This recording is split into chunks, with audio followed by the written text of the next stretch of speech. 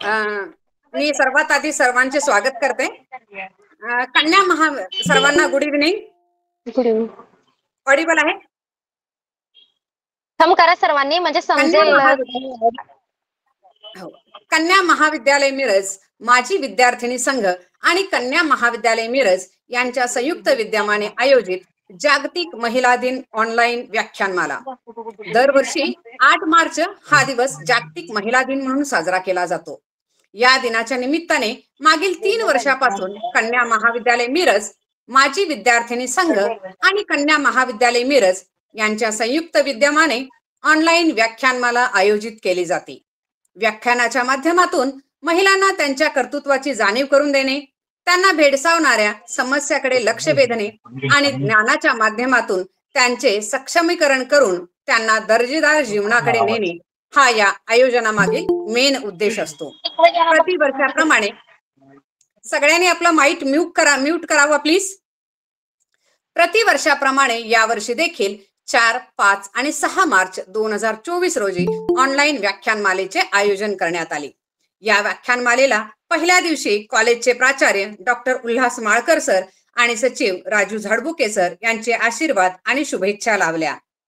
Online programme असो किंवा offline programme असो, तो पूर्णत्वात नेण्याकडे टेक्नोसॅव्ही कट्टीमणी सर आणि सरगर सर हे तर पडद्यामागचे मेन कलाकार असतात.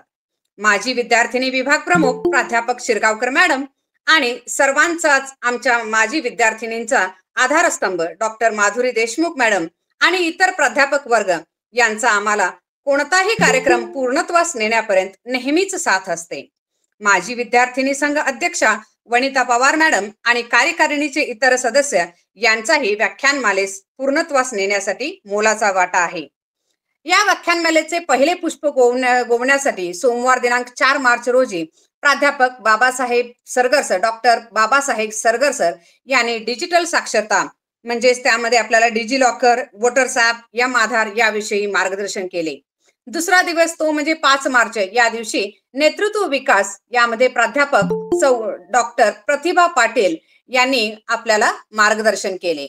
त्याचबरोबर आज या व्याख्यानमालेचा तिसरा दिवस, विषय आहे सायबर सुरक्षा आणि जागृती. याचे मेन मार्गदर्शक आहेत माननीय रुपाली गायकवाड मॅडम, पोलीस उपनिरीक्षक Mahatma Gandhi police station Miraj. Cyber security आणि अवेअरनेस हा तर आजचा ज्वलंत विषय आहे. आजच्या टेक्नोसॅव्ही या युगात जितके टेक्नोसॅव्ही होणे आवश्यक आहे, तितकेच या टेक्नॉलॉजीचे प्रोस आणि कॉन्स सुद्धा माहिती करून घेणे आवश्यक आहे. आपण अगदी लहानापासून ते मोठ्यांपर्यंत अँड्रॉइड मोबाईल इतक्या सहजतेने वापरतो, पण बऱ्याच वेळेला आपल्याला माहिती नसते की ती साईट सिक्युअर आहे की नाही आणि कळत न कळत आपण आपली माहिती इतरांशी शेअर करून बसतो. बऱ्याच वेळेला आपण असेही ऐकतो की एखादी व्यक्ती QR कोड स्कॅन करायला जाते आणि तिची पूर्ण अकाउंट एम्प्टी होते आणि एखादे अकाउंट हॅक झाले. असे एक ना अनेक समस्या आपणास भेडसावतात. यामध्ये precaution is better than cure असेच काही मार्गदर्शन करण्यासाठी आज आपण आमंत्रित केले आहे. ते म्हणजे आपले आजचे मार्गदर्शक माननीय रुपाली गायकवाड मॅडम, पोलीस उपनिरीक्षक Mahatma Gandhi police station Miraj. Madam, मी माजी विद्यार्थिनी संघ आणि कन्या महाविद्यालय मिरज यांच्या वतीने तुमचे अगदी मनापासून स्वागत करते. Welcome welcome welcome. आता मी आजच्या कार्यक्रमाचे स्वागत आणि प्रास्ताविक करण्यासाठी आमच्या माजी विद्यार्थिनी संघाच्या अध्यक्षा वनिता पवार मॅडम यांना आमंत्रित करते. वनिता पवार मॅडम. धन्यवाद आशाराणी. मी सौ वनिता यादव पवार, कन्या महाविद्यालय मिरज व माजी विद्यार्थिनी संघ कन्या महाविद्यालय मिरज यांच्या संयुक्त विद्यमाने जागतिक महिला दिनाच्या निमित्ताने आयोजित व्याख्यानमाला 2024 यामध्ये उपस्थित सचिव श्री झाडबुके सर, प्राचार्य डॉक्टर माळकर सर, माजी विद्यार्थिनी संघ विभाग प्रमुख सौ Shirgaonkar madam, Deshmukh madam, Kulkarni madam, Sargar sir, Kattimani sir, सर्व उपस्थित प्राध्यापक वर्ग आजच्या व्याख्यानमालेचे तिसरे पुष्प गुंफण्यासाठी आमंत्रित माननीय रुपाली गायकवाड, पोलीस उपनिरीक्षक महात्मा गांधी पोलीस स्टेशन, सर्व कार्यकारिणी सदस्य, उपस्थित आदरणीय श्रोते, या सर्वांचे मी मनापासून हार्दिक स्वागत करते व महिला दिनाच्या आपल्या सर्वांना शुभेच्छा देते. मान्यवर हो, आपला कन्या महाविद्यालय माजी विद्यार्थिनी संघ आता रजिस्टर झाला आहे. संघाचे सभासत्व नोंदणीचे काम सध्या सुरू आहे. संघाच्या आजीव सभासदांसाठी 500 रुपये तर वार्षिक नोंदणीसाठी 100 रुपयाचे शुल्क आहे. मैत्रिणींनो, आजवर महाविद्यालयाने आपल्याला शिक्षणाबरोबरच संस्कार, व्यक्तिमत्वाची जडणघडण आणि मदतीचा हात दिला आहे. माजी विद्यार्थिनींना मातोश्रीसारखा पुरस्कार देऊन आपल्याला गौरवले आहे. माजी विद्यार्थिनींचा मेळावा, अधिकृत माजी विद्यार्थिनी संघ आणि यासारख्या गोष्टींनी एक व्यासपीठच आपल्यासाठी तयार केले आहे. आता आपण संघाचे सभासत्व स्वीकारून एकत्र संघटित होऊया. महाविद्यालय आजी माजी विद्यार्थिनींसाठी काहीतरी योगदान देऊया. आपल्या संकल्पना, विचार आमच्यापर्यंत पोहोचवा. आम्ही ते प्रत्यक्षात आणण्याचा प्रयत्न करू. यासाठी महाविद्यालय आपल्याला शक्यतोपरी सर्व काही मदत करत असते. महाविद्यालय आपल्याशी जिव्हाळ्याचे आणि आपुलकीचे नाते जोपासते आहे. ते ऋणानुबंध आपण आणखीन घट्ट करूया. सर्व माजी विद्यार्थिनींना माझे आवाहन आहे की तुम्ही आमच्याशी संपर्क करून लवकरच संघाचे सभासत्व स्वीकारावे. आणखीन एक गोष्ट मला इथे आवर्जून नमूद करावी वाटते की आपला हा कार्यक्रम म्हणजे महिला शक्तीच्या जागराचा आहे. स्त्री एक अष्टपैलू व्यक्तिमत्व आहे. याचे एक उत्तम उदाहरण म्हणजे आजच्या व्याख्याता माननीय रुपाली गायकवाड मॅडम. त्यांचे कार्यक्षेत्र, ती खाकी वर्दी हेच मुळात त्यांच्या कर्तृत्ववान व्यक्तिमत्वाविषयी खूप काही सांगून जाते. पोलीस क्षेत्रासारख्या खडतर प्रवासात यशस्वीपणे टिकून राहणे अतिशय दुर्लभ असते. आजच्या या कार्यक्रमासाठी त्या निमंत्रित होत्या, पण काल त्यांना मुंबईमध्ये अचानक एक महत्वाचे काम निघाले. पण मॅडमनी ही जिद्द सोडली नाही. ते काम पूर्ण करून आज प्रवासात सुद्धा ते आपल्याशी ऑनलाईन या कार्यक्रमासाठी उपस्थित आहेत. सलाम मॅडम तुम्हाला. धन्यवाद तुम्ही या कार्यक्रमासाठी आल्याबद्दल. पुनश्च एकदा सर्वांचे मनपूर्वक हार्दिक स्वागत करून पुढील सूत्रे मी आशा राणीकडे सोपवते. धन्यवाद. धन्यवाद वनिता पवार मॅडम.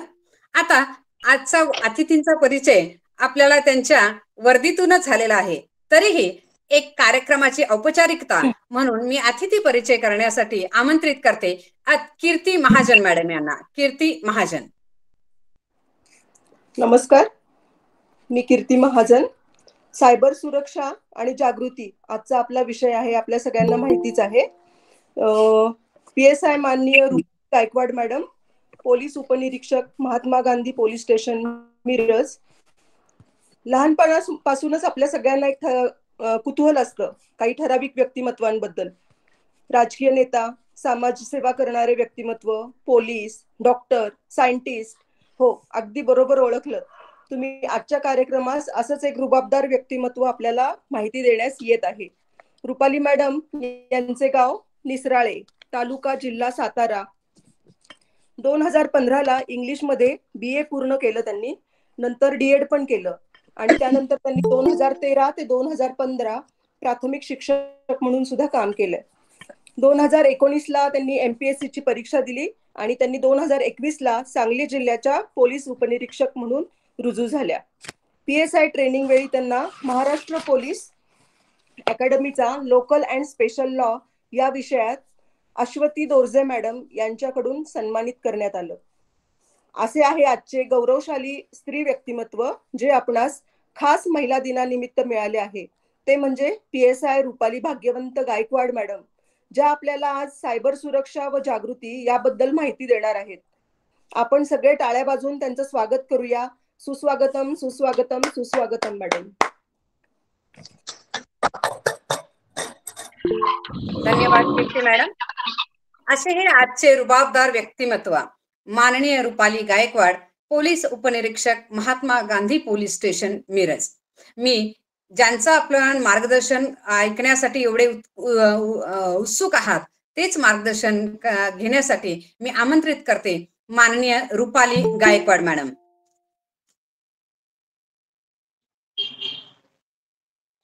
माझा आवाज येतोय सर्वांना?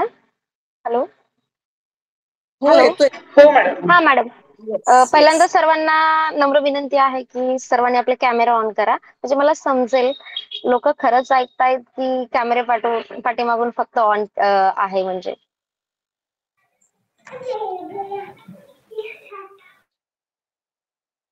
महिलांसाठी कार्यक्रम आहे, सो अपेक्षा आहे की सर्व महिला ऑन करतील. कॅमेरे ऑन केले तर मला काही काय म्हणतात बोलताना थोडस मी तर ज्यांचे प्रवासात आहे, कॅमेरे पण उत्सुकता आहे नवीन काहीतरी ऐकायची. ओके ओके, काय कोणाचा जनरल प्रॉब्लेम असेल तर ऑफ केला तरी चालेल. होप सो ज्या कम्फर्टेबल असतील त्यांनी कॅमेरा ऑन करा, म्हणजे फक्त स्पीकर इंटरॅक्शन बंद करा. होताना व्यवस्थित होऊ शकेल. स्पीकर सगळ्यांनी बंद करा फक्त. हा, म्यूट केलं तरी चालेल सर्वांनी. ऍटलीस्ट काही कॅमेरा तरी ऑन करा, म्हणजे समजेल की लोक ऐकण्याला किती उत्सुक आहेत किंवा नाहीत, का फक्त कॅमेरा सुरू आहे.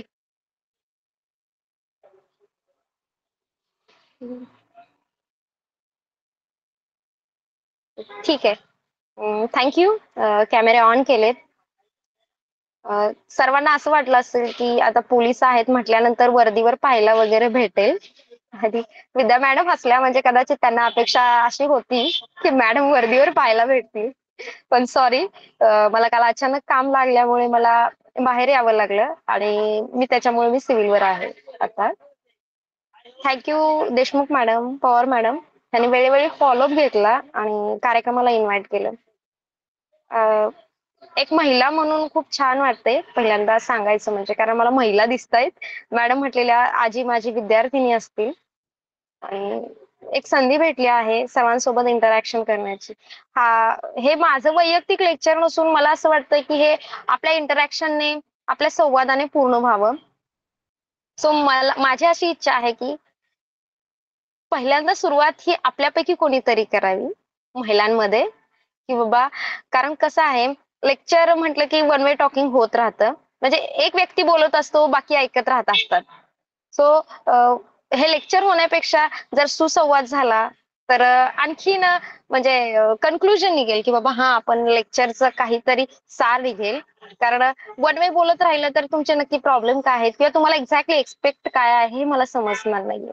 सायबर क्राईम हा सब्जेक्ट आहे, ठीक आहे, परंतु सायबर क्राईम सोडून सुद्धा बाकीचे पण महिलांशी रिलेटेड अनेक प्रॉब्लेम असतात किंवा महिलांशी रिलेटेड बऱ्याच गोष्टी समाजामध्ये घडत आहेत. त्या अनुषंगाने तुम्ही बोलू शकता. सो मला कोणीतरी एकानं हात वर करून किंवा मला सांगितलं एक्झॅक्टली कोणत्या अनुषंगाने मी तुमच्याशी इंटरॅक्ट करू तर बेटर पडेल. कोण बोलू शकते? मी हँड बोलते. राईज करा. हा, बोला मॅडम. आधी तुम्ही सुरुवातीला असं सांगा की सायबर क्राईम म्हणजे काय, काय घडलं म्हणजे सायबर क्राईम होतो, ओके आणि ती कंप्लेंट कुठे करायची. ओके, ठीक आहे. आणि कोण काय सांगू शकते, म्हणजे आणखी कोणाला काय हवं, म्हणजे मला त्या अनुषंगाने मार्गदर्शन करायला लागेल. मी देशमुख मॅडमना पण बोलले की मी सायबर क्राईमच्या पण अनुषंगाने बोलणार आहे आणि महिलांशी रिलेटेड जे गुन्हे घडत आहेत सध्या समाजामध्ये त्या अनुषंगाने पण मी स्वतः बोलणार आहे असं म्हटलेलं आहे. सो दोन्ही अनुषंगाने मी बोलेल. आता ह्या मॅडम बोललेल्या आहेत तर प्रथम सायबर क्राईमचं सांगते. बाबा सायबर क्राईम मध्ये प्रकार काय आहेत. बेसिकली ज्या सायबरशी रिलेटेड ज्या कन्सेप्ट आहेत त्या आपल्या एवढ्या लवकर लक्षात येणार नाही, पण बेसिकली ज्या रेग्युलर जे फ्रॉड होत आहेत त्या अनुषंगाने मी पहिल्यांदा तुम्हाला माहिती देते. आता सायबर क्राईम, सायबर म्हणजे काय एक्झॅक्टली, आपण मोबाईल वापरतो, इंटरनेटचा यूज होतो, लॅपटॉप वापरतो, कॉम्प्युटर वापरतो, ज्या इलेक्ट्रॉनिक्स गोष्टी वापरतो कम्युनिकेशनसाठी, त्या गोष्टींच्या माध्यमातून जो फ्रॉड होतो किंवा जी फसवणूक होते ते थोडक्यात सायबर फ्रॉड. त्याच्यामध्ये पहिला आता रेग्युलर, आता हे आपण जो बोलतोय तो मोबाईल हा सर्व व्यक्ती वापरत आहेत. मग ह्या मोबाईलच्या माध्यमातून जास्तीत जास्त फ्रॉड झाल्याचं सध्या आमच्या निदर्शनास येत आहे. म्हणजे बरेच सध्या आम्ही पाहतोय ते बरेच गुन्हे हे मोबाईलच्या माध्यमातून होत आहेत. त्याच्यामध्ये रिप्लाय नंतर करा, मी सांगते अगोदर, आणि कुणाला काही क्युरी असेल किंवा शंका असेल ना तर मग मला क्वेश्चन करा, मग मी उत्तर देईन. मोबाईल आपण सकाळी जेव्हा उठतो तेव्हा आपल्याला उठल्या आपण पहिल्यांदा मोबाईल पाहतो आणि दिवसाची सुरुवात ही आपली मोबाईलने होते. त्याच्यामध्ये आपलं जे ट्रान्झिशन आहे, सगळे व्यवहार हे आपण आजकाल ऑनलाईन पेटीएम, फोन पे किंवा गुगल पे याच्या थ्रूच करतोय. हे करताना घेणं गरजेचं आहे. म्हणजे जे आपल्याला ओटीपी येतात ते शेअर करायचे नाहीत. कधी कधी काय होतं, तुम्ही पब्लिक प्लेसला एखाद्या शॉपमध्ये जाता, शॉपमध्ये गेल्यानंतर तुम्ही स्कॅनर स्कॅन करता, शुअरिटी नसते, त्या स्कॅनर मधूनही तुमचा डाटा हॅक होण्याची शक्यता असते. असे फ्रॉड होतात. बेसिकली काहींना माहित असेल, परंतु 99% गोष्टी ह्या सायबरशी रिलेटेड तुम्हाला माहित आहे, परंतु थोडंसं मी बेसिकली सांगून जाते. दुसरी गोष्ट, आपण गुगल वर FB वापरतो, इन्स्टा वापरतो. त्याचे जे पासवर्ड आहेत ते स्ट्रॉंग पासवर्ड ठेवायचे. जनरली लोकांची मेंटॅलिटी काय असते, हा म्हणजे माझं एक ऑब्झर्वेशन किंवा एक जनरली कोणीही व्यक्ती हे पासवर्ड ठेवताना स्वतःची डेट ऑफ बर्थ किंवा आपलं नाव ठेवतं. अरे तुमच्या FB बघा, आपण व्हॉट्सअपला मेसेज बघतो, लोकांचे स्टेटस बघतो की हा माझा FB हॅक झालेला आहे, माझ्या FB वरून कोणीतरी पैशाची मागणी करत आहे, पैसे पाठवू नका. हे हॅक कसं होतं? तुमचा जर पासवर्ड वीक असेल ना, तर तो इझिली हॅक होतो. आणि जनरली लोकांची मेंटॅलिटी काय असते, की 1 2 3 4 5 @ ठेवायचं किंवा माझी जन्मतारीख ठेवायची किंवा आपल्या कोणाशी ज्याची जन्मतारीख आपल्या लक्षात राहील आपण जन्मतारीख ठेवू शकतो. म्हणजे अशी मेंटॅलिटी राहते आणि लोक असे पासवर्ड क्रिएट करतात. त्याच्यामुळेही FB हॅक होण्याचे चान्सेस राहतात. तसंच इंस्टाग्रामचंही तसंच आहे. तुम्ही जेव्हा FB किंवा इंस्टाग्राम हे क्रिएट करण्याचा हेतू काय होता, की बाबा कम्युनिकेशन व्हावं, लोकांमध्ये कम्युनिकेशन क्रिएट होण्यासाठी ह्या साईट आल्या. परंतु ह्या साईटचा यूज आता आम्ही जे गुन्ह्यांचं प्रमाण पाहतो त्याच्यामध्ये ह्या साईटचा वापर हा चुकीच्या गोष्टींसाठी होऊ लागलेला आहे. FB द्वारे पैशांची मागणी किंवा पोर्नोग्राफी होते किंवा लेडीज किंवा जेंट्सला पैशाचा आमिष दाखवलं, म्हणजे पैसे उकळले जातात ह्या माध्यमातून. सगळ्यांनी कॅमेरा ऑफ केलेत. मला समजेन एक्झॅक्टली मी बोलते ते वन वे टॉकिंग चाललंय की लोकांना समजतंय की नाही. जरा कॅमेरे एखाद 2 ऑन करा.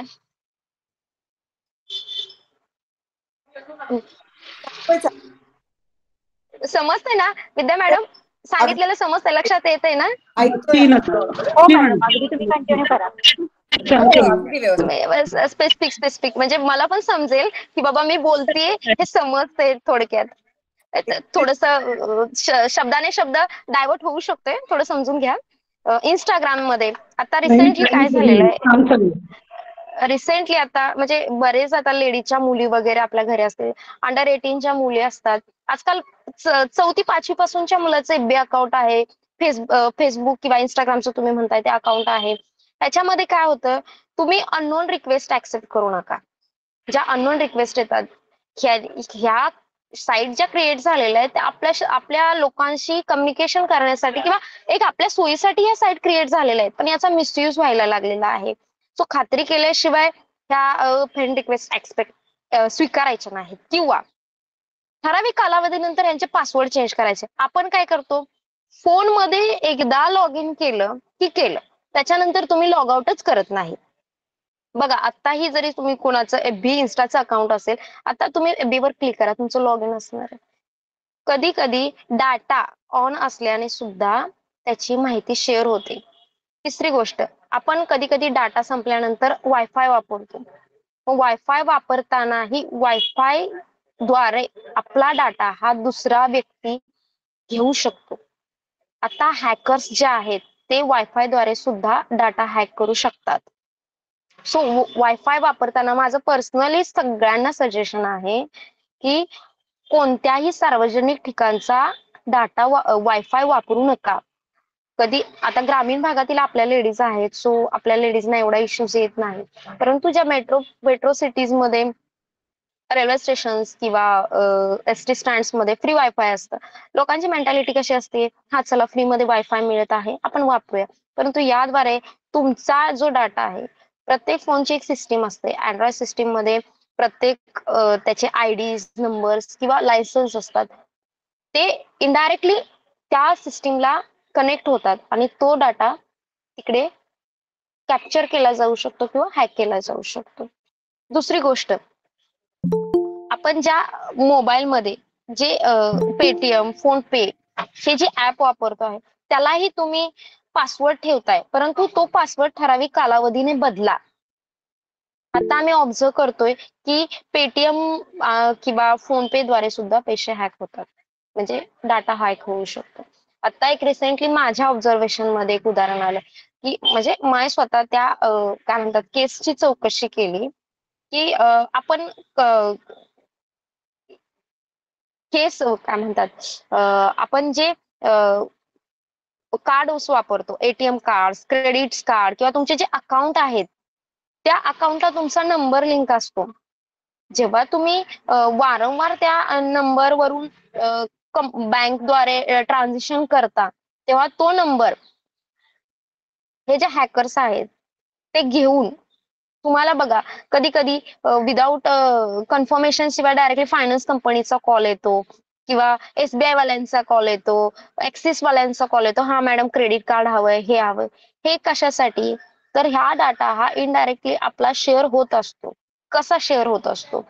आपण रेग्युलर ऍप तर डाउनलोड करतो, कधी कधी एखादा एक्स्ट्रा ऍप आपण डाउनलोड करत असतो. म्हणजे चला बाबा शेअर चॅट असेल किंवा अदर कोणती ऍप असतील तर ते ऍप डाउनलोड करते वेळी आपण कोणत्या टर्म्स अँड कंडिशन्सला ऍग्री केलेलं आहे हे आपलं स्वतःला माहित नसतं आणि त्याद्वारे हा तुमचा डाटा हा थर्ड पार्टी ऍक्सेप्ट करत असते. सो कोणतंही ऍप डाउनलोड करताना ते खात्री केल्याशिवाय तुम्ही म्हणजे ते इन्स्टॉल करू नका. तर आणखी सांगायचं म्हटलं तर टू टू ऑथेंटिकेशन हा एक आपल्याला मुद्दा आहे बघा व्हॉट्सअपमध्ये. तो सुद्धा तुम्ही वापर करा. म्हणजे त्याच्यामध्ये तुम्हीच तुमचा मोबाईल वापरताय हे सिद्ध होतं आणि त्याचा ओटीपी जेव्हा तुमचा फॉर एक्झाम्पल एखाद्या व्यक्तीचा फोन हरवलेला आहे आणि तो जर फोन एखाद्या थर्ड पर्सनच्या किंवा कोणाच्या व्यक्तीच्या हाती लागला तर त्या व्यक्तीनं जेव्हा लॉग इन करेल तेव्हा तो जो कोड आहे टू टाइम ऑथेंटिकेशनचा तो टाईप केल्यानंतर त्याचा मेसेज हा तुमच्या मोबाईलला येतो. कोणीही तुमचे चॅट किंवा तुमची जी हिस्ट्री आहे ती व्हॉट्सअपची ती कोणीही हॅक करू शकत नाही. दुसरी गोष्ट जे काही तुम्ही ऍप्स डाउनलोड कराल किंवा कोणत्याही लिंक जे आता बघा रिसेंटली ट्रेंड झालेला आहे रमी सर्कलचा मेसेज येतो तुम्ही ही करा यू हॅव वॉन समथिंग रुपीजचा मेसेज येतो आणि त्याच्यावर क्लिक करा मग तुम्हाला एवढे पैसे मिळतील. ह्याच्यामधूनही हे कसं आहे एक चेन सिस्टीम टाईप आहे. हॅकर्स हे ठराविक डोमेन नेम क्रिएट करून किंवा वेबसाईट क्रिएट करतात आणि त्या वेबसाईटच्या माध्यमातून तुमच्या मोबाईलला मेसेज म्हणजे त्या वेबसाईटचा वापर करून तुमच्या मोबाईलला मेसेज पाठवतात. ज्या शिक्षित महिला आहेत त्यांना थोडं समजतं की हा बाबा असे मेसेज ज्या ग्रामीण भागातील महिला राहतात त्या चला काय आहे मेसेज क्युरियासिटीच्या किंवा पैसे जिंकलेत आकडा दिसतो फक्त RS 25,000 त्यांना वाटतं हा आपण खरंच पैसे भेटतील त्याच्यावर क्लिक करतात आणि डाटा तुमचा जातो. अशा बऱ्याच गोष्टी होत राहतात. फक्त एक थोडेसे बेसिक गोष्टी पाळायच्या की सार्वजनिक ठिकाणचा डाटा वापरायचा नाही. आपला जो कोणताही व्हॉट्सअपचा अकाउंट असेल त्याचा जो पासवर्ड असेल टू ऑथेंटिफिकेशन ती सेटिंग करून ठेवायची. FB इंस्टाग्राम किंवा ट्विटर तुमचं जे कोणते सोशल मीडियाचं अकाउंट आहे त्या अकाउंटला ज्याचा जो पासवर्ड आहे तो पासवर्ड ठराविक कालावधीने चेंज करायचा. एवढ्या तरी बेसिक गोष्टी मी सांगितलेल्या आहेत. आणखी कोणाला काय जर शंका असेल तर विचारू शकता.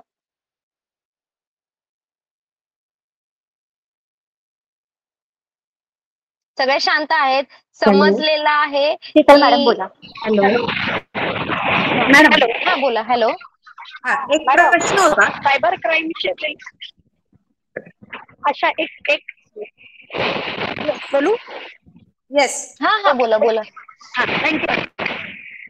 एक तर सायबर क्राईमशी रिलेटेड जे काही बॉलिवूड किंवा साऊथकडचे फिल्म्स आहेत त्याने सुद्धा अवेअरनेस येऊ शकेल. हा फिल्म मधून जे काही पसरलं जातं अवेअरनेससाठी असे हा फिल्म हा हा बघितले की बराचसा फायदा होईल. आणि दुसरं काय माझी शंका होती की आम्हाला जरा ऍज अ ग्रॅज्युएट म्हणजे कुठल्याही LLB डिग्री न करता फक्त एक ग्रॅज्युएट म्हणून सायबर क्राईम रिलेटेड डिप्लोमा किंवा असे काही क्रॅश कोर्स असतील तर त्या संदर्भात जरा नाही माहिती सांगितली तर बरं. माझ्या माहितीप्रमाणे तर सायबर रिलेटेड कोर्सेस आहेत पण ते थोडस गुगलला सर्च करावं लागेल. आपल्या एज्युकेशन सिस्टीम मध्ये मी तर ऐकलेलं नाहीये. हॅलो. हा हॅलो. हॅलो. आपल्या हॅलो हॅलो हम्म. हॅलो बोलू. आवाज येतोय ना? येतोय. हा बोला मॅडम. हा. जसं आपण फ्रॉड वगैरे ऐकतो, सायबर क्राईम झाला, सायबर फ्रॉड झाला, पण आपण कंप्लेंट कुठे नोंदवायची आणि कंप्लेंट ओके ओके. केल्यानंतर त्याचा फॉलोअप घेण्यासाठी काय करावं लागतं, किंवा ती कंप्लेंट कितीपर्यंत सक्सेस झाली याचा काही रेट आहे सध्या, की हा हा बाबा एवढे ओके ओके. इतके सायबर फ्रॉड झालेले आहेत, सायबर क्राईम झालेले आहेत, आतापर्यंत बऱ्याच लोकांच्या अकाउंट मधून पैसे गायब झालेले आहेत, ते कुठे कुठे जातात, त्याचा शोध काय, म्हणजे कसे कंप्लेंट ओके रजिस्टर करायची, कसा फॉलोअप घ्यायचा, ओके. प्लीज हे गाईड तुम्ही करा. Okay okay okay. तुम्ही हे आमच्या खात्याशी रिलेटेड आणि पर्सनली आम्ही जे रेग्युलर करतो त्याच्याशी रिलेटेड तुम्ही प्रश्न विचारला. थँक्यू. म्हणजे मला सांगायला पण मुद्दा सापडला. Actually thank you ma'am. आतापर्यंत सिस्टीम अशी होती की म्हणजे जनरेशन गॅप थोडा म्हटलं तरी चालेल, की लोक एज्युकेटेड नव्हती. सो ऑनलाईन म्हणजे एक ह्या 15-20 वर्षात ऑनलाईन मनी किंवा ऑनलाईन ट्रान्झॅक्शन किंवा ऑनलाईन व्यवहार जास्त व्हायला लागलेले आहेत. बिफोर दॅट जे व्यवहार होत होते ते आपले करन्सीचा युज होऊन होत होते. आता त्याचं प्रमाण जास्त वाढलेलं आहे, की ऑनलाईन जास्त लोक कॅश वगैरे कॅरी करत नाहीये. सध्या मी ऑब्झर्व केलं, म्हणजे आमच्याकडे पण वेगवेगळे अर्ज येतात. एक आमच्यात असं म्हणतात, म्हणजे पोलीस फ्रेंड्स लेडीज आहेत म्हणून मी फ्रेंडली बोलते, की आपण पोलीस आहोत, तर पोलिसाच्या डोक्याने विचार करण्यापेक्षा चोराच्या डोक्याने विचार केलेला चांगलं राहतं. म्हणजे त्याच्या डोक्यात काय चाललेलं आहे त्याच्या आयडिया येते.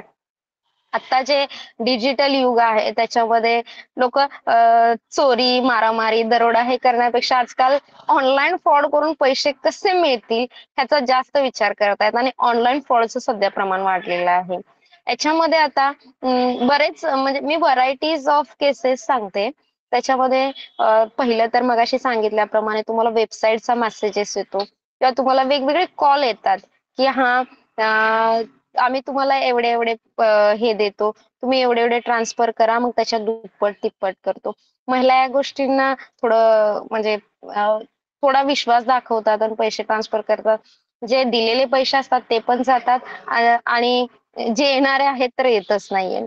याच्यासाठी गव्हर्नमेंटची सायबरची वेबसाईट आहे. त्या वेबसाईटवर तुम्ही तुमची ऑनलाईन काय म्हणतात तक्रार दर्ज करू शकता. ती तक्रार जी तुम्ही समजा तुमचा क्रेडिट कार्डशी रिलेटेड वगैरे फ्रॉड झाला असेल, किंवा एखाद्या व्यक्तीने तुमच्यात बाबा XYZ रुपये देतो म्हटले आणि नंतर दिले नाहीत, किंवा आश्वासन दिलं वगैरे, 420 म्हणजे फसवणुकीच्या अनुषंगाने जर तुम्हाला तुमच्या बाबतीत तसा प्रकार झाला, तर गव्हर्नमेंटची सायबर क्राईमची वेबसाईट आहे, त्याच्यावर तुम्ही तक्रार देता. ती तक्रार दिल्यानंतर ती संबंधित पोलीस स्टेशनला ऑनलाईन तक्रार येते, आणि संबंधित पोलीस स्टेशनमध्ये त्या अर्जासाठी स्पेसिफिक पर्सन असतो किंवा स्पेसिफिक अंमलदार नेमलेला असतो किंवा अधिकारी XYZ कोणी असेल तो, आणि त्या अर्जाची चौकशी होते. राहिला प्रश्न आता अमाऊंटचा, तर ज्या प्लीज शेअर कर तुम्ही डायरेक्टली गुगलला टाकलं ना गव्हर्नमेंट सायबर वेबसाईट, तरी ते येऊ शकेल, काही प्रॉब्लेम नाहीये. त्याच्यानंतर त्या अर्जाच्या चौकशीसाठी संबंधित व्यक्तीला संबंधित पोलीस स्टेशनला बोलवलं जातं. फॉर एक्झाम्पल, आता मी महात्मा गांधी पोलीस स्टेशनला कर्तव्यावर आहे आणि मी जर राहण्यास मिरजमध्ये असेल, म्हणजे मिरज सिटीमध्ये असेल, तर मिरज सिटीमध्ये असल्यानंतर माझ्या घराला कोणतं पोलीस स्टेशन येतं, बाबा मिरज सिटी येत असेल किंवा महात्मा गांधी येत असेल, तर ज्या पोलीस स्टेशनच्या हद्दीत मी राहिला आहे त्या संबंधित पोलीस स्टेशनमध्ये जेव्हा तुमचा ऑनलाईन अर्ज पोहोचतो, वेबसाईट थ्रूच तो अर्ज जातो, तेव्हा तिथे तुम्हाला बोलवलं जाते चौकशीला, आणि त्याच्यानंतर मग तुमचा फॉलोअप घेतला जातो. आणि त्यानंतर मग त्या चौकशीतून निष्पन्न बाबा हा संबंधित काय म्हणतात रक्कम मिळू शकते किंवा नाही, त्याचा फॉलोअप घेतला जातो. कधी कधी बघा बँकेतून एखादी व्यक्ती येते म्हणते माझे अचानक 10,000 रुपये गेले, पण तेव्हा कसे जातात, तुम्हाला एखादा फोन येतो, फोनवरून तुम्हाला बोलले जातात, आम्ही XYZ बँकेतून बोलतो, असं असं आहे, तुम्हाला OTP शेअर करा. महिला काही अवेअर आहेत, नो प्रॉब्लेम, पण काही महिला अवेअर नसतात, बोलण्याच्या ओघात सांगून जातात ब्लाइंड ट्रस्ट ठेवून. आणि अशा वेळेस जेव्हा आपण OTP शेअर करतो तेव्हा आपल्या अकाउंट मधले पैसे डेबिट झाल्याचा मेसेज येतो तेव्हा लक्षात येतं की अरे हा, मग त्यावेळेस पहिल्यांदा आपण संबंधित बँकेच्या जो टोल फ्री नंबर असतो त्याला तुम्ही कॉन्टॅक्ट करून हा प्रकार सांगू शकता. मग ती अकाउंट ही तिथंच थांबवली जाते. म्हणजे ना ती त्या व्यक्तीच्या अकाउंटला जाते, म्हणजे एक तुमचे प्रकारे पैसे हे एक प्रकारे सेफ राहतात. त्याचा वापर हा निगेटिव्ह कामांसाठी होऊ शकत नाही, म्हणजे आरोपी पर्यंत पोहोचू शकत नाही. ती अकाउंट थोडक्यात फ्रीज किंवा स्टॉप केली जाते आणि काही काळानंतर ती रक्कम परत मिळू शकते. संबंधित बँकेवर डिपेंड राहत. सांगितलेलं लक्षात येतंय सगळ्यांना? मी येस मॅम, येस. थँक्यू. हो हो मॅडम. थँक्यू. ओके. अजून एक म्हणजे माझी शंका आहे. हा हा बोला मॅडम. जसं आपण ऐकतोय की ऑनलाईन ऍप्स थ्रू किंवा बरेच असे ऍप्स आहेत की ज्याचा वापर होतो आणि ज्याच्या थ्रू डाटा हॅक केला जातो. पण हा अशी काही येस. प्रोव्हिजन नाही आहे की ऍप जेव्हा मार्केटमध्ये लॉन्च होतं तेव्हा प्री अप्रुव्हल पोलिसांकडून घेतलं पाहिजे, खात्री करून घेतली पाहिजे आणि तेव्हा ते मार्केटमध्ये लॉन्च झालं पाहिजे. अशी काही प्रोव्हिजन असेल तर ते सगळ्यांसाठीच सोयीचं जाईल, असं माझं एक सजेशन राहील. किंवा काही करता येईल का अशी provision? That would be better, no? नाही नाही नाही, ऍक्च्युली कसं आहे, त्याच्यासाठी आपल्याकडे गव्हर्नमेंटची स्पेशल सिस्टीम असते आणि प्रत्येक ऍप डाउनलोड करताना भारत सरकारची परमिशन राहतेच ना. कोणतेही आता मध्यंतरी बघा, काही काळापूर्वी टिकटॉक होतं. टिकटॉक हे चायनीज ऍप आहे. एक काळ असा होता की टिकटॉक कंटिन्यू लोक टिकटॉकला व्हिडिओज करायचे, बरोबर.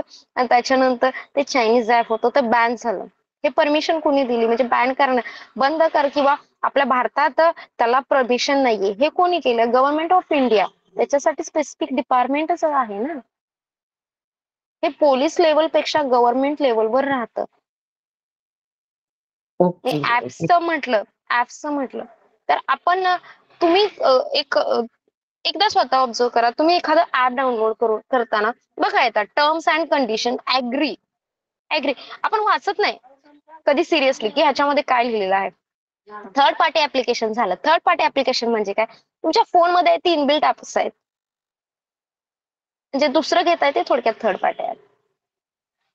सो बेसिकली तुम्ही जी गरजेची ऍप आहेत तीच फोनमध्ये ठेवा. एक्झॅक्टली. आणि येस, कारण काय होतं म्हणजे एक लेडीजला विरंगुळा म्हणून शेअर चॅट किंवा बरेच वेगवेगळी एंटरटेनमेंटची ऍप आहेत, नो प्रॉब्लेम. परंतु ज्याला बाबा सेफ्टीच्या दृष्टीने जी व्यवस्थित आहेत तीच ऍप आपण वापरावीत, असं माझं वैयक्तिक सजेशन राहते. दुसरं एक म्हणजे एक काय म्हणतात अनुभव शेअर करा वाटतोय की कधीही खात्री केल्याशिवाय फोन रिसीव्ह करू नका. म्हणजे समोरची व्यक्ती, आणि जर एखाद्या व्यक्ती तुम्हाला कंपनी म्हणजे बँक रिलेटेड बाहेरून हिंदीतून बोलतोय, इंग्लिश मधून बोलतोय किंवा मराठीतून बोलतोय, खात्री करा अगोदर की ती व्यक्ती कोण आहे. कारण मला माझ्या मध्ये म्हणजे माझ्या सर्व्हिसमध्ये मला केस निदर्शनास आली. चांगल्या फॅमिलीतील हाय प्रोफाईल व्यक्ती, आता नाव शेअर करू शकत नाही, म्हणजे एज्युकेशन फ्लुएंट इंग्लिश असेल त्या व्यक्तीचं आणि समाजातही त्या व्यक्तीचं चांगलं स्थान आहे. अशा व्यक्तीने सायबर सिक्युरिटी म्हणून सोशल मीडिया वापरताना, ओके सांगते मी, एक मला हा मुद्दा क्लिअर करू द्या, मग मी सांगते शिल्पा, की त्या व्यक्तीने एक कॉल येतो. कॉलमध्ये त्यांना सांगितलं जातं की आम्ही तुम्हाला XYZ कस्टमर पाठवतो. त्या व्यक्तीला वाटतं की आपल्याला 5 कस्टमर येणार आहेत, आपले 5 रेग्युलर 5 येतात कस्टमर, आज 50 येणार आहेत. अपॉइंटमेंट घेतो असं सांगतात. सेकंड डेला ती त्या व्यक्तीचा फोन थ्रूच अपॉइंटमेंट होते. सायबर म्हणजे जे फ्रॉड करणारी व्यक्ती आहे, आरोपी आहे थोडक्यात, त्या व्यक्तीचा फोन येतो. हे फोनवर बोलतात, गुगल पे नंबर देतात. गुगल पे नंबर वरून पैसे येत नाहीत म्हणून ती व्यक्ती त्या व्यक्तीच्या फॅमिलीतल्या व्यक्तीला फोन करते, सोबतच असतात, दुसऱ्या नंबरवर फोन करते आणि ह्या एका मोबाईल नंबरवरून दुसऱ्या मोबाईल नंबरचा स्कॅन होतो नंबर आणि तुमचे जाग्यावर 24 लाख जातात. तुम्ही का अनोळख्या व्यक्तीवर एवढा विश्वास ठेवता? खात्री केल्याशिवाय कोणत्याही अनोळख्या व्यक्ती, भले तुम्ही जरी व्यवसाय करत असाल किंवा गृहिणी असाल, परंतु चार पैसे आपल्या व्यवसायाच्या दृष्टीने जर एक्स्ट्रा भेटणार आहेत म्हणून मी खात्री न करता दुसऱ्या थर्ड पर्सनला का तुम्ही तुमची माहिती शेअर करताय? हा प्रकार झालेला आहे. 1-2 लाख असेल तर ठीक आहे. 24 लाख मला नाही वाटत की छोटी अमाऊंट असेल मिडल क्लास मधील लोकांना तरी. सो कोणतंही ऍप शेअर घेताना किंवा एखादा पासवर्ड ओटीपी शेअर करताना खूप विचारपूर्वक शेअर करा. इव्हन आता आणि गुगलला ही सिस्टीम छान केलेली आहे की बाबा तुम्ही जेव्हा आपला मेल जेव्हा दुसऱ्याच्या फोन मध्ये ओपन करता तेव्हाही मेसेज येतो आपल्याला की बाबा तुम्हीच ते आहात का, ते व्हेरीफाय करण्यासाठी नंबर येतात. तशा पद्धतीचं जर सिस्टीम असेल तर आपण सिक्युअर राहू शकतो. परंतु प्रत्येक गोष्ट खात्रीपूर्वक करा असं मला वाटतंय. दुसरी गोष्ट पासवर्डचं मगाशी सांगितलं स्ट्रॉंग पासवर्ड ठेवा. कॉमन आहेत बघा तुम्ही. आपण कधीही पासवर्ड ठेवताना जनरली लोक लक्षात राहील म्हणून मगाशी मी सांगितलं तसा छोटा पासवर्ड सिंपल आठवणीत राहण्यासाठी काय गरज आहे? एखाद्या लिहून ठेवा वाटलं तर तुमच्या पर्सनल डायरीमध्ये आठवत नसेल तर. कारण कसं आहे आजकाल ऑनलाईन डिजिटलच्या युगात सगळं फोनमध्येच राहतं. दुसरं एक गोष्ट सांगते आणि गव्हर्नमेंटची पण वेबसाईट आहे. तुमचा मोबाईल जरी हरवला तरी तुमचा डाटा हॅक होऊ नये म्हणून CSIR ची काहीतरी वेबसाईट आहे. त्या वेबसाईटवरून तुम्ही जाऊन तो मोबाईल कोणी हॅक होऊ नये किंवा तुमचा डाटा कोणी शेअर करू नये याच्यासाठी तुम्ही तुमचा फोन ब्लॉक करू शकता. पण जेव्हा मोबाईल हरवेल तेव्हा कारणाशिवाय तुम्ही ब्लॉक करू नका. पण त्याच्यासाठी मोबाईल हरवल्याचं पोलिसांचं सर्टिफिकेट लागतं. आणि काय कोणाला विचारायचं आहे का? हॅलो, आवाज येतोय? जर कोणाला काही शंका असेल तर विचारू शकता. हॅलो, हा बोला. Okay, FB, WhatsApp, sorry FB आणि इंस्टाग्राम. जनरली आता मगाशी पण सांगितलेलं आहे की फेसबुक आणि इंस्टाग्राम हे कम्युनिकेशनसाठी वापरली जाणारी ऍप आहेत. परंतु त्या ऍपचा वापर हा आत्ता रिसेंटली फेक काय म्हणतात मिसयूज साठी होतोय. म्हणजे कसं मगाशी सांगितल्याप्रमाणे तुम्हाला फ्रेंड रिक्वेस्ट येते, ती व्यक्ती तुमच्या ओळखीची आहे का नाही ती खात्री केल्याशिवाय त्याची फ्रेंड रिक्वेस्ट ऍक्सेप्ट करू नका. कारण आता हे हे एक प्रमाण जास्त वाढले. इव्हन पोलिसांची सुद्धा फेक अकाउंट्स निघायला लागलेली आहेत. आता ती हॅकर्सची सिस्टीम आहे की सेकंड ऍप क्रिएट करायचं. काहीतरी फरक असतो बघा तुम्ही कधी कधी ऑब्झर्व करा. रुपाली गायकवाड, ओके, हे मूळ नावाचं काय म्हणतात अकाउंट झालं. रुपाली गायकवाड डॉट, थोड्या छोट्या गोष्टी आपल्या लक्षात येत नाही. सेकंड अकाउंट क्रिएट झालं. जेव्हा अकाउंट हॅक होतं तेव्हा तुमचा ऍज इट इज आता थर्ड पर्सन कडे जातोच ना. मग ती व्यक्ती तुमच्या कॉन्टॅक्ट मधल्या असलेल्या व्यक्तींशी कॉन्टॅक्ट करू शकते. सो जेव्हा फेक अकाउंट क्रिएट होतं तेव्हा त्या व्यक्तीच्या जनरली हाच प्रकार हा म्हणजे फेक अकाउंटशी रिलेटेड फ्रॉडचा पैसे मागितले जातात. सो तुम्ही जेव्हा FB लॉग इन कराल, इंस्टाग्राम लॉग इन कराल वापरून झाल्यानंतर तुम्ही लॉग आउट करा. तुमचा कंटिन्यू लॉग इन सुरू ठेवू नका. जर तुमचा मोबाईल हरवला तर तुमच्या मोबाईलला जर समजा सिक्युरिटी नसेल तर त्याचा यूज होऊ शकतो, मिसयूज, तुमचा डाटा जाऊ शकतो. आणि दुसरं एक सजेशन सर्वांना राहील की तुम्ही जे नंबर्स वगैरे जे ठेवता आहे मोबाईलमध्ये कॉन्टॅक्ट लिस्ट मध्ये ते तुम्ही तुमच्या मेलला सेव्ह करा. कारण त्याच्यामध्ये तुमच्याकडून जरी कॉन्टॅक्ट वगैरे डिलीट झाले तर त्याचा बॅकअप हा तुमच्या मेलला सेव्ह राहतो. आणि मोबाईलचा बॅकअप ठेवा. जरी इन केस कधी मोबाईल हरवला तर तुमच्या मेलला त्याचा बॅकअप मिळू शकतो. ज्या महत्वाच्या डॉक्युमेंट्स वगैरे कधी कधी आपण फोटोज किंवा डॉक्युमेंट्स आपले फोटो काढून ह्याच्यामध्ये PDF बनवून ठेवतो मोबाईलमध्ये की बाबा इमर्जन्सीला त्याचा वापर होऊ शकतो. तर ते फोन मध्ये ठेवण्यापेक्षा तुमच्या मेलला ठेवा. त्याचा वापर फॉर सेफ्टीसाठी म्हणजे आपल्याला होऊ शकतो आणि सिक्युअर राहते स्वतःच्या मेलला राहिल्यानंतर. कारण तुमचा मेल आयडी हा तुम्हालाच माहित राहतोय आणि त्याचा पासवर्डही तुम्हालाच माहित असतोय. आणि ठराविक काळानंतर पासवर्ड बदला. आणि कोणाला काय शंका आहे? आणि दुसरं आता एक जनरेशन, हा एक 2 मिनिटं विषय सांगते. हॅलो, बोलते का कोण? नाही नाही हॅलो. मॅडम. हा. नाही. सध्या सध्या हा एक ट्रेंड आहे. जेंट्स आहे का कोण आपल्यामध्ये? जर असेल तर आपल्या जॉईन झालेल्यांमध्ये जेंट्स आहेत का कोण? ओके ओके, चालेल, काय प्रॉब्लेम आहेत नाही. प्राध्यापक वर्ग आहे हा, आपला ठीक मॅडम. आहे. नाही नाही, म्हणजे प्राध्यापक मला वर्ग. सांगायचं सर, काही प्रॉब्लेम नाहीये. आता हा एक ट्रेंड चाललेला आहे की हे सोशल मीडिया थ्रू, म्हणजे FB through, Instagram through, messenger app आपल्या FBचं, त्याच्यामध्ये, हा तेच सांगते शिल्पा, मी तेच सांगते की त्या त्या सोशल मीडियाच्या अकाउंटद्वारे मुलींची मुली ओळख करतात आणि जेंट्स सोबत चॅटिंग वगैरे केलं जातं.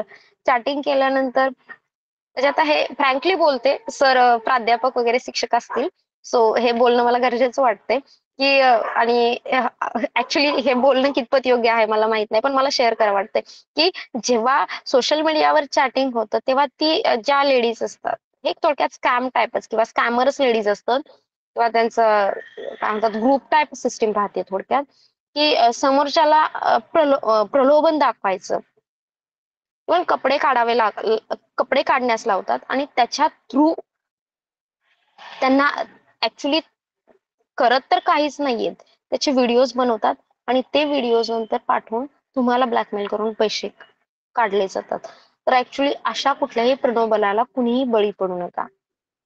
आणि कधी कधी तर मुली चॅटिंग करतात, चॅटिंग करून बाबा हा माझं तुझ्यावर प्रेम आहे, मी तुझ्यासाठी दिल्लीवरून मुंबईला येते, दिल्लीवरून सांगलीला येते, मिरजेला येते, हा हनी ट्रॅप, येस. हे म्हणजे थोडक्यात मानसिकरित्या पॅनिक करायचं आणि त्याच्याकडून पैसे काढायचे. झाले तसे प्रकार, सांगलीमध्येही असे प्रकार झालेले आहेत. चांगले वेल एज्युकेटेड लोक सुद्धा ह्या प्रकरणामध्ये म्हणजे भावनिक होऊन 1-1 लाख, 50-50 हजाराची गिफ्ट पाठवलेली आहेत. परंतु जेव्हा एक गुन्हा झालेला आहे, मी डिटेल्स नाही सांगू शकत, परंतु त्याच्यामध्ये समोरचा व्यक्ती होता तो अनमॅरिड होता आणि जी लेडीज बोलणारी होती तिने स्वतःचा डीपी वगैरे लावलेला छान वगैरे, त्या व्यक्तीसोबत त्यांचं बोलणं वगैरे झालं. एक 15 दिवस बोलले आणि डीपी छान होता लेडीचा त्या. मग ह्यालाही वाटलं हा बाबा ही माझ्यासोबत लग्न वगैरे करेल. त्याची फक्त इच्छा हेच होती की लग्न मला करायचं आहे. मग तिने त्याला पैसे मागितले की इमर्जन्सी असं सिच्युएशन क्रिएट केली की माझे वडील डेथ होणार आहेत आणि मला अर्जंट 1 लाख रुपये का 2 लाख रुपये पाठव. तो पण पॅनिक झाला, बाबा ही लग्न करणार आहे, त्याने पैसे पाठवून दिले. 3rd डे पासून फोन बंद. त्याने गुन्हा दाखल केला. गुन्हा दाखल झाल्यानंतर त्या मुलीच्या नंबरवरून टावर लोकेशन काढलं, ती मुलगी शोधून काढली. ती आउट ऑफ महाराष्ट्र मुलगी होती, त्या मुलीला जाऊन आणलं वगैरे. प्रत्यक्षात पाहिली तर ती मुलगी म्हणजे I think 35 range plus ladies होती, परंतु तिने स्वतःचा लुक असा क्रिएट केलेला की हा मी खूप मॉडेल टाईप फेसिंग दाखवलेलं, म्हणजे फोटोग्राफीचा फीचर्सचा यूज करून फोटो ऍड केलेला. सो अशीही फसवणूक होते. सो म्हणजे सर्वांना एवढं सांगणं आहे की खात्री करून बोला. समोरचा आपल्याशी कोणत्या हेतून बोलते हे लक्षात घ्या. आणि कोणाला काय प्रश्न विचार, हा आणि आणखीन एक सांगायचं झालं तर की बाबा आता आमचं एक ऑब्झर्वेशन, मुली आपल्या शाळेला जातात किंवा कॉलेजला जातात, टीनेजर्सचा जो ग्रुप आहे त्यांच्यामध्ये थोडंसं सोशल मीडियाचं प्रमाण वाढलेलं आहे. सो आई वडिलांनी मोबाईल देताना तरी 18 वर्ष पूर्ण झाल्यानंतर द्यावा असं मला वाटतं. मान्य आहे शाळेचे ग्रुप्स वगैरे असतात, काही महत्वाचे डॉक्युमेंट्स किंवा PDF शेअर करायचे असतात, पण जेव्हा तुम्ही मुलाच्या हातात मोबाईल द्याल तेव्हा आपला मुलगा किंवा आपली मुलगी मोबाईलवर काय पाहते हे खात्री करा. कधी कधी मुलांना पण माहित असतं की आपले आई वडील काय बघतात, तेव्हा हिस्ट्रीमध्ये जाऊन चेक करा की बाबा हा आपल्या मुलानं काय पाहिलेलं आहे. कारण कसं असतं किशोर वयामध्ये थोडेसे इमोशनल फिजिकल चेंजेस होत राहतात. डिफरंट जेंडर सोबत अट्रॅक्शन असतं आणि त्या वयामध्ये पॉर्न व्हिडिओज किंवा अदर्स व्हिडिओज पाहिले जातात. त्याच्यामध्ये चाइल्ड पोर्नोग्राफीचे पण प्रकार घडलेले आहेत. सो त्या अनुषंगाने थोडं प्रत्येक पालकांना आपल्या मुलांच्या बाबतीत ही प्रिकॉशन घ्या की आपला मूल म्हणजे आपला मुलगा असो किंवा मुलगी असो फोन मध्ये काय पाहते आहे. आजकाल अंडर 18 किंवा इंस्टाग्रामचे अकाउंट आहेत. मान्य आहे डिजिटल असावं, परंतु त्याचा यूज होतोय का मिसयूज होतोय याची खात्री करा. आता पोक्सो सारखे आम्ही गुन्हे हँडल करतो. या गुन्ह्यामध्ये मुलगा दुसऱ्या जिल्ह्यातला, मुलगी दुसऱ्या जिल्ह्यातली. ओळख कशी झाली? इंस्टाग्रामवरून. बर, 2 महिन्याची ओळख. मग मुलगा म्हणतो आपण लग्न करूया, मुलीला पळवून नेतो वेगळ्याच ठिकाणी. मग त्यांच्यात सेक्शुअल इंटरॅक्शन होते, इंटरकोर्स वगैरे. मुलीच्या आई वडील रिलेशन मध्ये राहतात की मुलगी आमची घर सोडून गेली आहे आणि आई वडिलांना याची काही कल्पना नसते की आपल्या मुलीचं इंस्टाग्रामचं अकाउंट आहे, आपली मुलगी XYZ व्यक्तीसोबत बोलत आहे आणि त्याच्यातून ती घर सोडून गेलेली आहे. त्याच्यामधून वेगळे गुन्हे पण घडत आहेत. सो सगळ्या पालकांना विनंती आहे की आपल्या मुलांच्यावर सोशल मीडियाच्या अनुषंगाने थोडं प्रिकॉशन्स किंवा लक्ष द्या. आणखी कोणाला काही शंका आहे?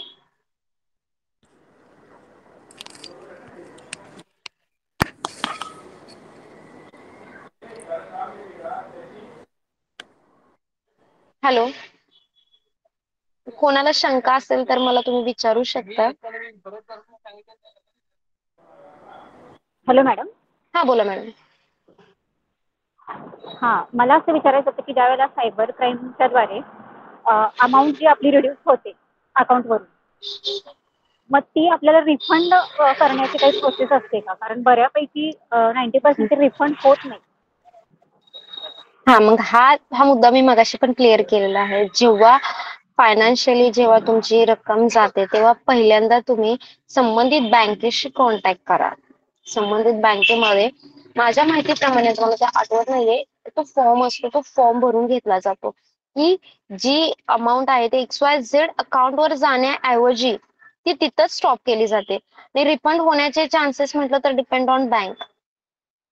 ते संबंधित बँकेची रिस्पॉन्सिबिलिटी राहते. ओके. पण कारण आता माझ्या ऑनलाईन मैत्रिणीसोबत प्रसंग घडल्यानंतर तिला एक ऍप डाउनलोड करायला सांगितलं गेलं होतं त्या व्यक्तीकडून आणि त्या हा. ऍपद्वारे स्क्रीन शेअर होत होती त्या व्यक्तीला. त्यामुळे पासवर्ड वगैरे सगळं त्यांना दिसत होतं तिकडे. त्यामुळे 1 बाय 1 हम्म. 10,000च्या टप्प्याने ती अमाऊंट रिड्यूस होत गेली 40,000पर्यंत. त्यामुळे मग मी याबद्दलही मगाशी आपण तेच सावधानता बाळगायला. सांगितलं. Yes. मी मगाशी तेच बोलले ना की कुठलीही खात्री केल्याशिवाय कोणतंही ऍप डाउनलोड करायचं नाही. जी आपल्याला अगदी. गरजेची आहेत तीच आपण डाउनलोड करायची. Okay madam, thank you. Okay, thank you. cybercrime.gov government cyber क्राईमची गव्हर्नमेंट ऑफिशियल वेबसाईट जरी तुम्ही गुगलला सर्च केली तरी तुम्हाला ती वेबसाईट मिळून जाईल. त्याच्यामध्ये काय म्हणतात डिवायडेशन आहे. त्याच्यामध्ये तुम्हाला कशा संबंधित फ्रॉड आहे आणि सर्वांना सांगायचं झालं तर सध्या क्रिप्टोकरन्सी रिलेटेड पण फ्रॉड होत आहे. तुम्ही जी गुंतवणूक करता त्याच्यामध्ये तुम्हाला सांगितलं जातं की हा वर्षभरात डबल मिळतील, ट्रिपल मिळतील, 4 पट मिळतील, मग एवढा व्याज आहे, तेवढं व्याज आहे. सो कुठेही पैसे गुंतवताना त्याची खात्री करा. जे बिटकॉइन वगैरेच्या ह्या कन्सेप्ट आहेत महिलांना माहित नसतं, ग्रामीण भागातील किंवा एवढं माहित नाहीये. सो एक साध्या सिंपल कुठल्याही मिडल क्लासच्या व्यक्तीची इच्छा असते की हा बाबा मी माझ्या आयुष्याची कमाई आहे, मी थोडे पैसे गुंतवल्यानंतर मला थोडा 1-2% तरी रिटर्न मिळावा. नॅशनल लेवलला, इंटरनॅशनल लेवलला पण काही कंपन्या आहेत की त्यांच्या थ्रू लोकांना पैसे गुंतवायला लावले जातात आणि रिटर्न्स भेटत नाहीत. आपल्याला ह्या ब्लॉकचेन सिस्टीम मध्ये किंवा क्रिप्टोकरन्सीच्या सिस्टीम मध्ये तुम्हाला माहित सुद्धा नसतं. तुम्हाला एवढं सांगितलं जातं तुम्हाला 4 पट रक्कम भेटेल. परंतु 4 पट रक्कम कॅशच्या स्वरूपात भेटणार आहे का कॉइनच्या स्वरूपात भेटणार आहे हे सांगितलं जात नाही. तुम्ही क्रिप्टोकरन्सीत पैसे गुंतवता, तुमच्या ते ऍप असतं, हे ऍप डाउनलोड होतं, त्याच्यावर कॉइन जमा होत राहतात, तुम्हाला वाटतं हा आले आले पैसे, परंतु हातात पैसे येत नाहीत. सो कधीही कुठेही पैसे जरी गुंतवायचे म्हटले कोणत्याही स्कीम मध्ये, तर पूर्ण नॉलेज घेतल्याशिवाय पैसे गुंतवू नका.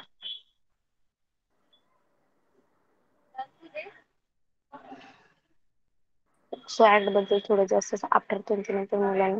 ओके, पोक्सो लैंगिक अत्याचारापासून बालकाचे संरक्षण अधिनियम हा कायदा आहे. याच्यामध्ये अंडर 18 म्हणजे 18 वर्षाच्या आतील बालकांवर होणाऱ्या अत्याचार यासाठी हा कायदा अंमलात आलेला आहे. जेव्हा आपलं निर्भया प्रकरण झालं त्यानंतर बालकांच्या वर जास्त लक्ष कॉन्सन्ट्रेटेड करण्यात आलं आणि तो कायदा अंमलात आणण्यात आला.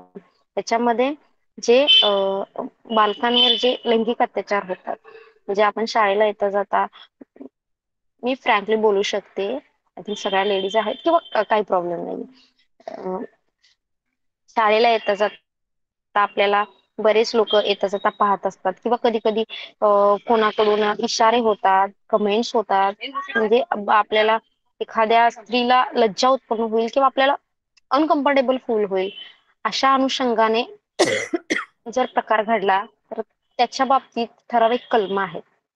त्या कलमांचा उपयोग पोक्सो अँड ज्युएनाइल. ओके, सांगते मी शीतल मॅडम, एक एक कन्सेप्ट क्लिअर करते मी अगोदर.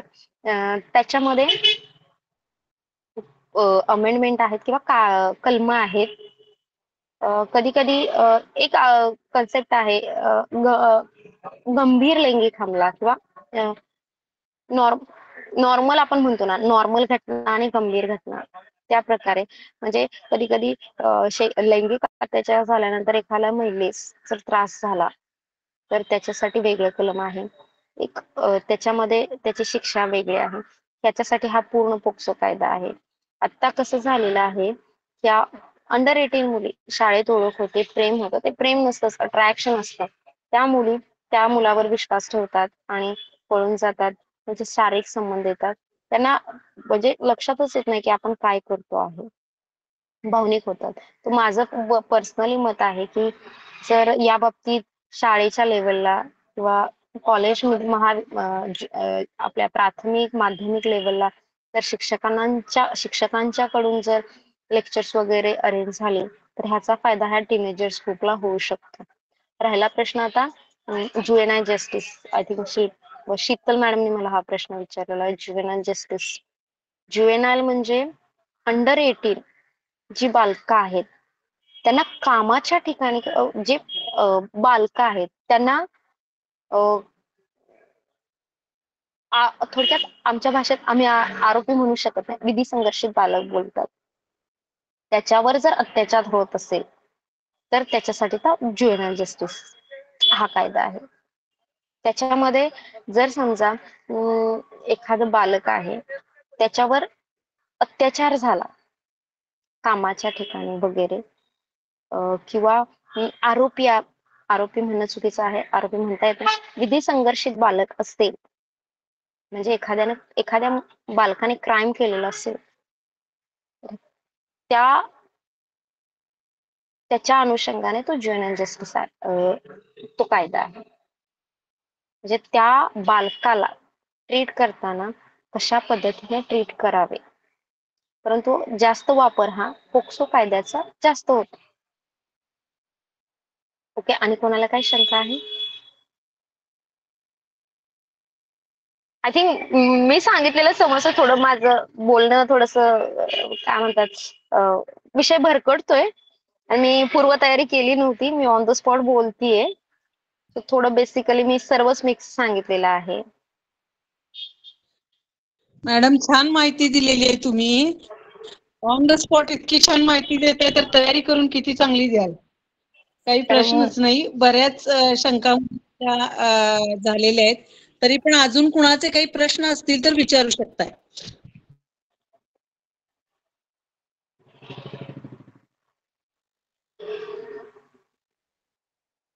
मॅडम, महिलांच्या हा बोला. माझा एक प्रश्न होता मॅडम माझी एक शंका होती. सर विचारा विचारा तुमची. हा सचिन सर आता बोला. जो प्रश्न विचारला होता की जुवेनाईल आणि पोक्सो. आय थिंक जुवेनाईल कोणाला म्हणायचं असं मॅडमना विचारायचं होतं बहुतेक, गावडे मॅडमना, हा मी की बोलले माझ्या ना. माहितीप्रमाणे 18 वर्षाच्या आतील एखाद्या मुलानं गुन्हा केला तर आपण येस. त्याला विधी संघर्षित बालक किंवा जुवेनाईल असं म्हणतो, आणि 18 वर्षाच्या आतील कुठल्याही मुलाचा अत्याचार झाला तर त्या व्यक्तीवर पोक्सो कायद्याअंतर्गत कारवाई होते, असं थोडस मला वाटतं. बरोबर बरोबर आहे. जुएनएल म्हणजे एखाद्या बालकाने गुन्हा केला तर त्या बालकाशी संबंधित कोणती कायदेशीर प्रक्रिया अवलंबवायला हवी, त्यासाठी जुएनएल जस्टिस ऍक्ट. आणि एखाद्या बरं. बालकावर अत्याचार झाला तर त्या संबंधित काय प्रक्रिया असावी त्याच्यासाठी पोक्सो ऍक्ट, म्हणजे त्याच्यामध्ये त्याच्यावर राईट व्याख्या पण आहेत आणि शिक्षा कलम पण आहेत. बरोबर. ओके. हॅलो कोणाला मॅडम. शंका आहे का? हा बोला मॅडम.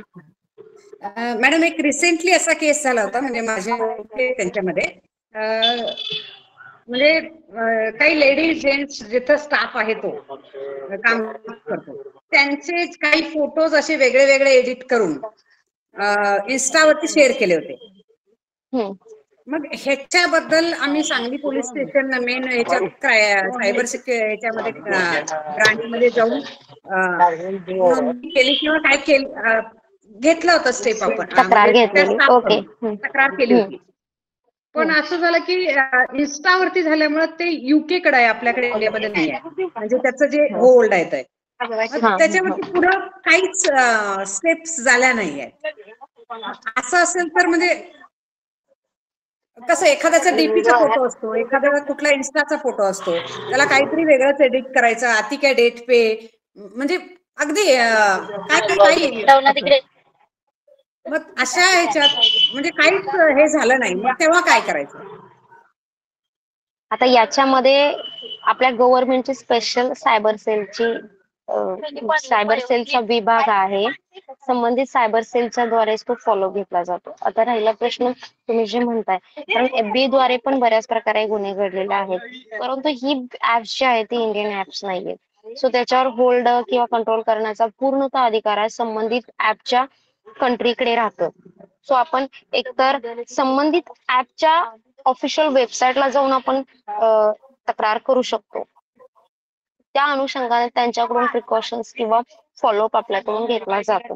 आपल्या एफबीच्या जेव्हा आपण एफबीच्या सेटिंग्स मध्ये जातो तेव्हा आपल्याला रिपोर्ट म्हणून जेव्हा ऑप्शन येतो त्याच्यामध्ये तुम्ही तुमची तक्रार दाखवू शकता, तक्रार करू शकता. जर ते ऍप भारत सरकारचे असते तर त्याची प्रोसिजर भारत सरकारकडून पास झाली असते असं मला वाटतंय. ठीक आहे, ओके, धन्यवाद मॅडम. ओके. आणि कोणाला काही शंका आहे का?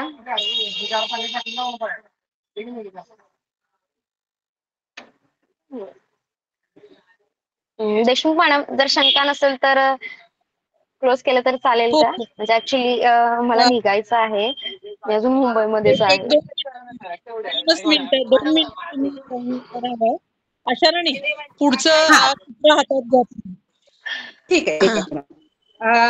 आता आपण या कार्यक्रमाच्या अंतिम पडावाकडे जात आहोत. सगळ्यांनी म्यूट करावे.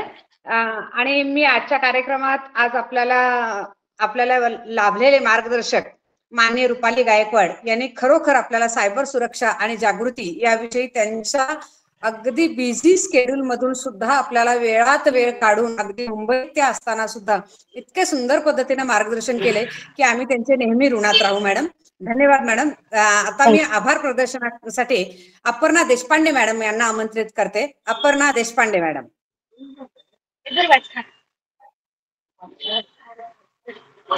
नमस्कार, आवाज येतोय ऐकू? हो येतो मॅडम.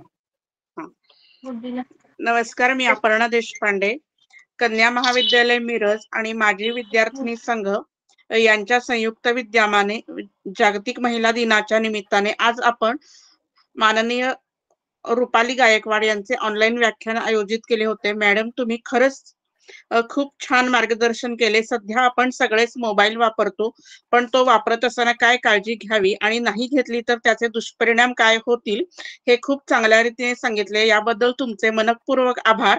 तसेच आपल्या महाविद्यालयाचे सचिव झाडबुके सर, प्राचार्य उल्हास माळकर सर, प्राध्यापक वर्ग आणि माजी विद्यार्थिनी संघ प्रमुख प्राध्यापिका मानसी शिरगावकर मॅडम, माजी विद्यार्थिनी संघाच्या अध्यक्षा सौ वनिता मॅडम, उपाध्यक्षा सौ कीर्ती मॅडम, कार्यकारिणी सदस्य आणि माझ्या आजी माजी मैत्रिणी आणि अनवधानाने ज्यांचे नाव राहून गेले त्यांचेही खूप खूप आभार.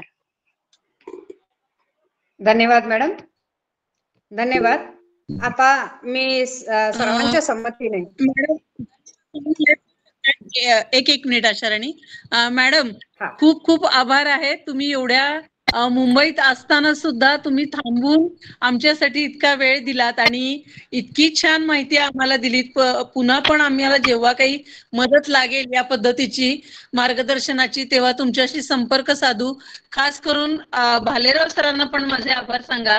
स्वतंत्रपणे मी त्यांना आभार फोन करून मानेन.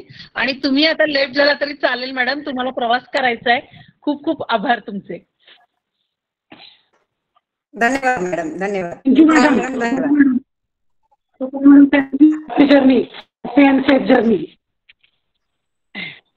तुम्ही लेफ्ट झाला तर चालेल रुपाली मॅडम. Thank you madam. मी आता आपला प्राध्यापक वर्ग आपले sir, Sargar sir, Madhuri madam आणि इतर प्राध्यापक वर्ग जो आज उपस्थित आहे, इव्हन आपल्या कार्यकारिणीचे जे सदस्य आहेत, या सर्वांना विनंती करते की त्यांनी आपल्या या 3 दिवसाच्या कार्यक्रमाविषयी थोडे आपले मनोगत व्यक्त करावे. आशाराणी प्राध्यापकांपेक्षा आधी आपल्या मैत्रिणींची मनोगत घ्या. त्यांना काय वाटलं याबद्दल. त्या लेफ्ट व्हायला लागल्यात, त्यांना लेफ्ट होऊ नका म्हणावं आणि त्यांच्यातलेच आधी मनोगत. आणि जे कार्यकारिणी सदस्य आहेत ते सोडून दुसऱ्यांनी मनोगत व्यक्त करावे अशी मी विनंती करते, कारण कार्यकारिणी सदस्य असतातच नेहमी. प्लीज लेफ्ट होऊ नका. आणि मनोगत व्यक्त करताना एकच मिनिट. मनोगत व्यक्त करताना या कार्यक्रमाबद्दल तर प्रतिक्रिया द्याव्यात, परंतु त्याचबरोबर त्यांच्या काही सूचना असतील अशा पद्धतीचे कार्यक्रम घेण्याबद्दल तर त्याही सूचना त्यांनी द्याव्यात ही विनंती. मी सगळ्यांना विनंती करते की त्यांनी कार्यक्रम संपण्यापूर्वी, आजचा शेवटचा दिवस आहे, तुमची जरा जे मनोगत असेल त्याचबरोबर सूचना आम्हाला द्याव्यात. यावर्षी 3च दिवसांचं कन्यामाळ थोड्यावर खूप बाकी आहे. बर Sheetal madam. Hello, Chavan sir बोलतोय. Yes sir. नमस्कार. अतिशय उत्कृष्ट पद्धतीने 3 दिवसाचे कार्यक्रम झाले. पहिल्या दिवशी सरगर सरांनी ऑनलाईन, इंटरनेट किंवा डिजिटल या संदर्भात सगळं मार्गदर्शन केलं ICTचं. त्याचबरोबर कालच्या लेक्चरमध्ये आपल्याला वुमेन एम्पॉवरमेंट किंवा लिडरशिप या संदर्भात चांगलं मार्गदर्शन मिळालं. आणि आज आपल्याला सायबर क्राईम विषयी अत्यंत महत्वाचं असं व्याख्यान मॅडमने दिलं. असंच कार्यक्रमाचा आवाका आपण वाढवत जाऊया आणि जास्तीत जास्त मुली कशा जॉईन होतील, उपयोग ज्यांना होईल या दृष्टीने प्रयत्न करूया. आभारी. धन्यवाद सर. आणखी कोणी आपल्या माजी विद्यार्थिनी किंवा आजी विद्यार्थिनी असतील तर त्यांनी त्यांचे सजेशन्स, काही त्रुटी असतील तरी त्या सांगाव्यात आम्हाला. शिल्पा आहेत का? शिल्पा कोलप, त्यांनी आपली प्रतिक्रिया द्यावी. शिल्पा मॅडम.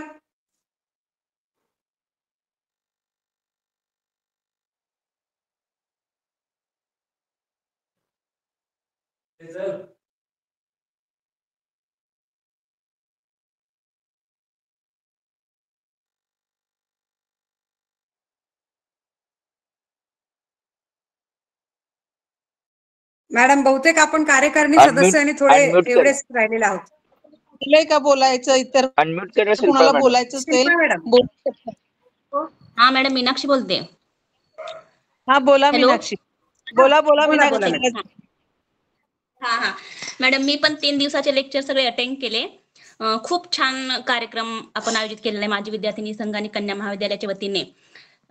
फक्त आता याच्यामध्ये तसं पाहायला गेलं तर मॅडम फक्त आपल्या आपण जे माझी विद्यार्थिनी आपण मुली आणि जे कोण त्याचे सदस्य असतील आपले जो संघ झालेला आहे त्याचे तेवढेच मेंबर्स फक्त जॉईन होतात. जर ही माहिती आपल्या फर्स्ट इयरच्या विद्यार्थिनी असतील किंवा आणखी ज्या टीनेजरच्या विद्यार्थिनी असतील त्यांच्यापर्यंत जर ही लिंक शेअर केली, कारण सायबर सुरक्षितता हा जो विषय आहे तो त्यांच्याशी रिलेटेड खूप महत्वाचा विषय आहे मॅडम.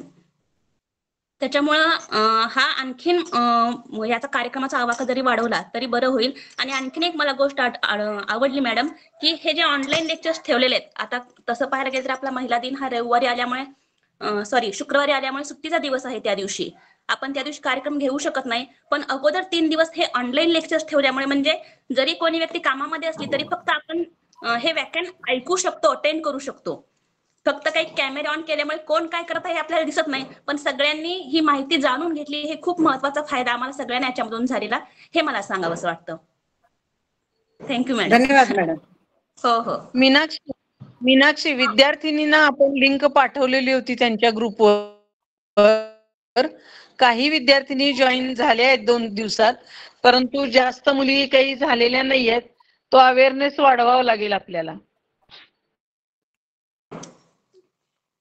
कारण त्यांच्यासाठी देखील हे सायबर सुरक्षितता आहे ना, ती खूप महत्वाचा विषय आहे आणि 3 दिवसाचे देखील विषय खूप छान होते मॅडम. होय, लिंक आपण सगळ्या ग्रुपना शेअर केलेली होती. मुलींनाही सांगितलेलं होतं जॉईन व्हायला, परंतु सगळ्या मुली जॉईन होत नाहीत ना. तो म्हणजे त्यांनी जॉईन होणं त्यांच्या दृष्टीने हे त्यांनी बघायला पाहिजे. आपण आपल्याकडून जे प्रयत्न करायचे ते आपण करतो. हो हो. कार्यक्रमाचं नियोजन देखील छान होतं आणि माहिती देखील खूप छान मिळाली मॅडम आपल्याला.